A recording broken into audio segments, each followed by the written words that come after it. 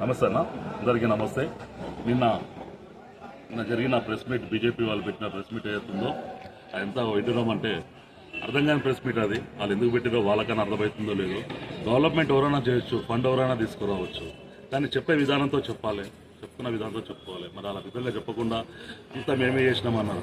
అవునన్నా, మీరే చేసారు, ఒప్పుకుందాం. మేము తిరిగినాం కదా, మీరు ఎక్కడ తిరిగినారు?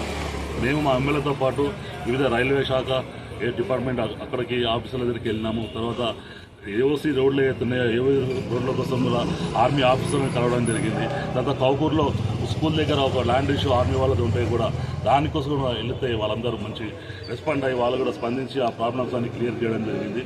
ఆ విధంగా మీరు ఎప్పుడన్నా నేను కూర్చున్న నాయకులు, ఏదైతే నాయకులు బీజేపీ నాయకులు ఉన్నారో, మీరు ఎవరైనా ఆ ఎంపీ గారితో ఎక్కడన్నా పోయిర్రా? ఏ ఫైల్ పట్టుకున్నా మీరు ఏ ఆఫీస్ కొట్టాడో మీరు వెళ్ళిరా? మరి మేము వెళ్ళినాం. గతంలో మీరు చూసుకోవచ్చు, వీడియోలో చూసుకోవచ్చు, అన్ని ఫోటో చూసుకోవచ్చు. మేము